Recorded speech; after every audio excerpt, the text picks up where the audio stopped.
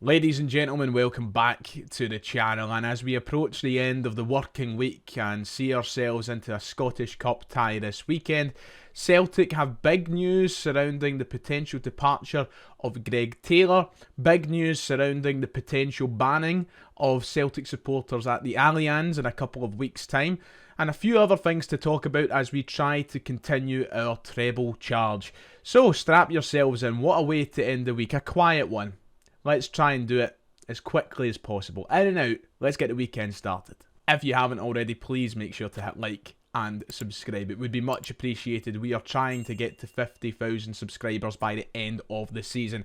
We are just over 1,500 away. If we can get 1,500 subscribers between now and the Scottish Cup final, should Celtic get there, what an achievement that would be. We would be the first Celtic fan channel on YouTube to reach that landmark. So let's keep going, let's keep pushing. You guys are the best, and thank you so much.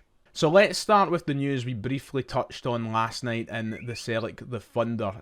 Yes, we did talk about this on the podcast. If you haven't seen it already, I urge you to go and check it out. But it's in relation to Greg Taylor and his Celtic future. And unless you've been sleeping under a rock, you probably know by now that it looks like Greg Taylor won't be a Celtic player next season. It's been something of heavy conversation throughout the entirety of this campaign, whether or not he'll be here for the 25-26 season. His contract expires at the end of this season, and it looks as though he won't be here. It looks as though his future is made up, and he's going somewhere which I think to many has come as a surprise. Now, I know he's been linked with Dinamo Zagreb now for a couple of months when it first popped up in late December, early January. But if you said before then that Zagreb would be the club that Taylor is going to, I wouldn't have believed you. But nonetheless, here were the headlines from last night, around 5:20 last night actually, that Greg Taylor is set for a Celtic exit as Dinamo Zagreb have made the breakthrough. But there's a good news hiding in the small print. The article goes on to say that Taylor is reportedly set to leave Celtic, but Brendan Rodgers will be relieved to find out it won't be till the summer. Now, the reason for that, and the reason that he could have went now, is because the Croatian transfer window, as detailed later in the article, is still open to the end of next week. So technically, they can sign players. And I know what you're thinking, it doesn't matter. Celtic would just put the foot down anyway. And upon first reading last night, that was my assumption. However, if you roll down and read, the reason for this is because he has apparently signed this pre-contract agreement with Dinamo Zagreb, and there was an option to trigger an undisclosed release clause to make it happen now, but it's claimed that they have decided against that, with Taylor set to see out the final 6 months of his deal at Celtic before making the move in the summer. So Dinamo Zagreb look as though they've landed him on a Bosman rule pre-contract. He will join them in the summer window if reports are to be believed. And it could have happened this month if they decided to trigger this release clause. Nonetheless, it's not as if Zagreb are in any desperate state for him right now, I don't think. I know they're not doing too well domestically, to be fair, but the season's been a bit of a write-off. They're not in European football anymore. Taylor will probably have said to them, listen, I'll join as long as you let me finish the season with Celtic, let me play in the Champions League. I'm assuming that might be the conversation that went on behind closed doors. I know that's one hell of an assumption to make, but I don't think he's in a rush. But yeah, it looks as though he's off. It looks as though it's happened. So Alex Valley, of course, who returned to Barcelona to then join Como on loan. Jeffrey Schlupp coming in. Greg Taylor leaving for Kieran Tierney's arrival. It's all happening in the left-back department. And I think this one is getting a bit of a mixed reception. There is plenty of Celtic supporters who are gutted to see Taylor go. I've seen that online already, and I think there's plenty of Celtic supporters who are of the mindset of good riddance if you're trading in Celtic for a move to Zagreb. But respectively, Zagreb are a big club, you know, champions of Croatia, a powerhouse in Eastern Europe, and it's a different environment for him to test himself, to keep getting regular football. I wish him nothing but the best of luck, to be quite honest. Look, Kieran Tierney coming back to Celtic was always going to make it a tricky predicament for him at Celtic. He would basically have to admit defeat and challenging for the starting role. He would be back up. And if he thinks he's better than that, if he thinks he can play every week and still has something to give a team, I don't blame him for wanting to take that challenge and that opportunity. It's a different, as I said, different environment, a different country, a different culture. It'll be fun for him and his family to experience that.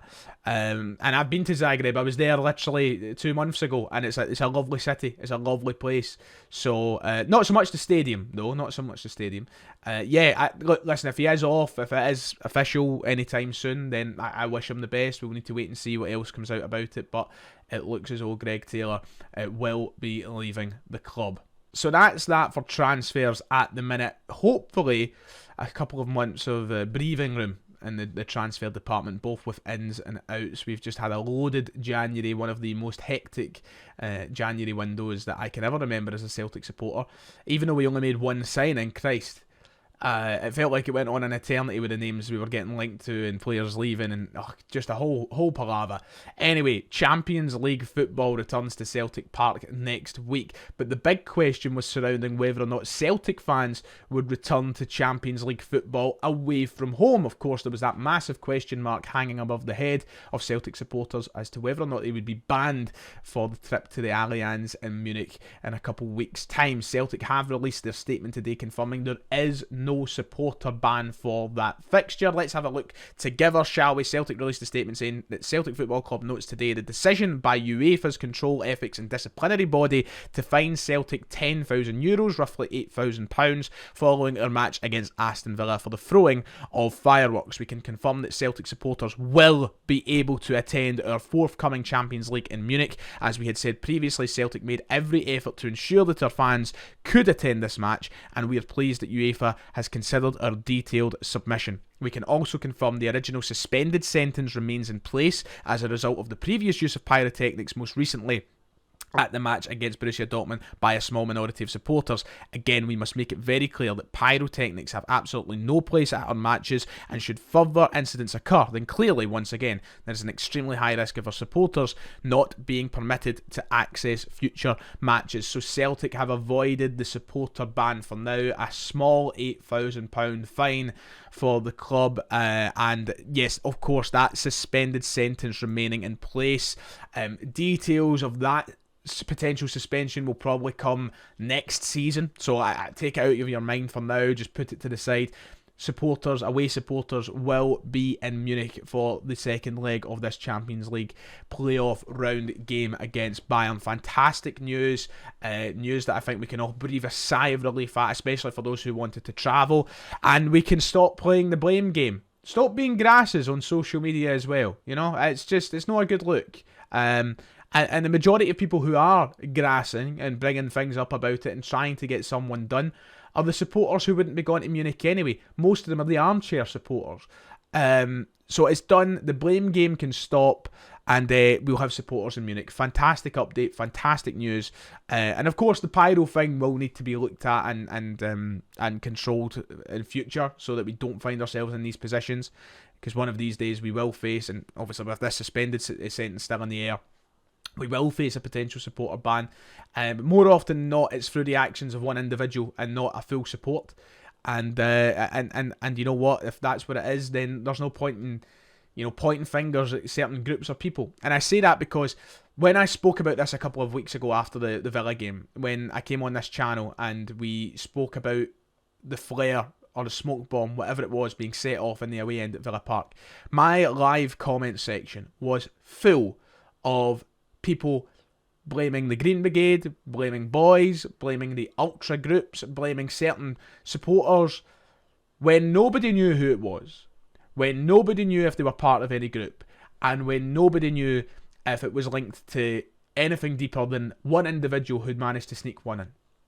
And what seems to have emerged since is the details that it was one supporter who had one flare or smoke bomb, whatever it was, and that's potentially what it was. Now, in the midst of that, people have had to eat their words, blaming the Green Brigade and blaming boys.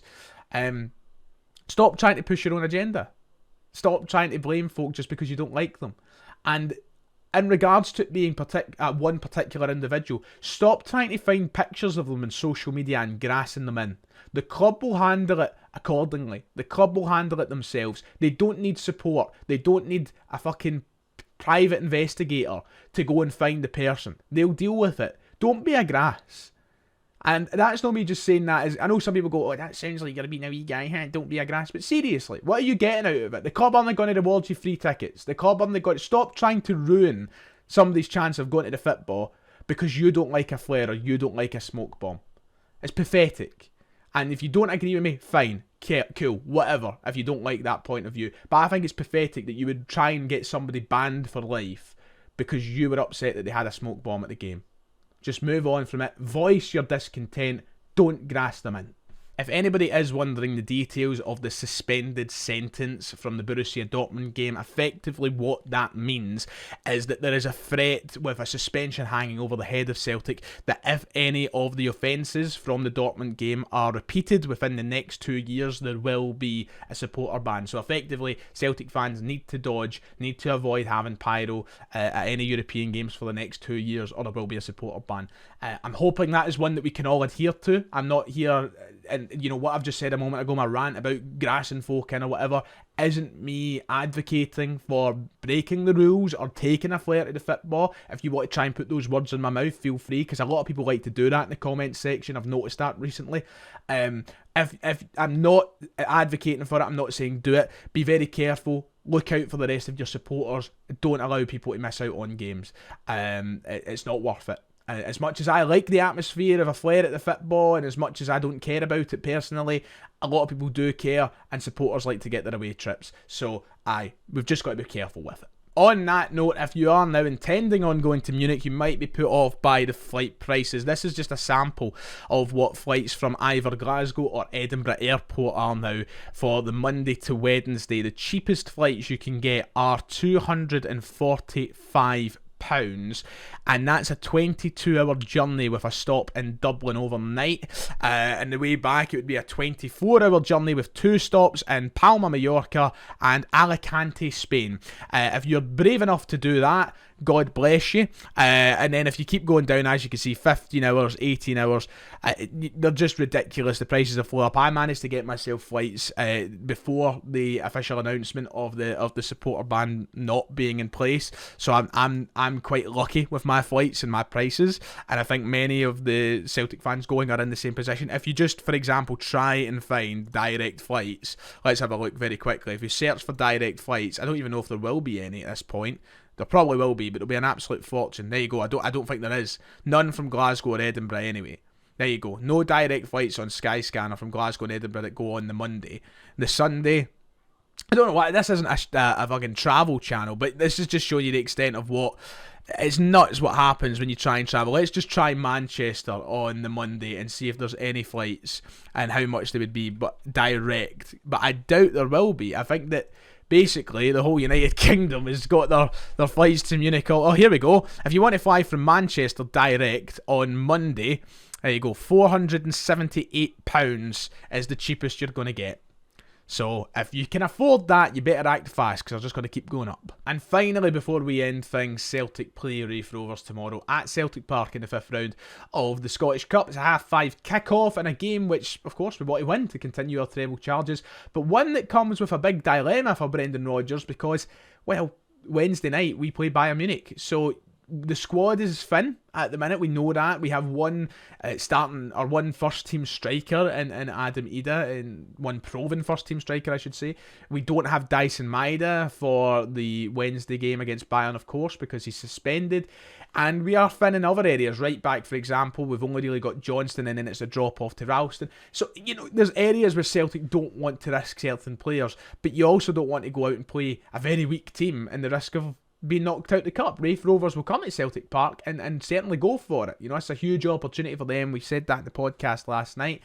But I do expect Rodgers to make some changes. In fact, here is my starting 11 prediction for the game against Raith Rovers tomorrow night.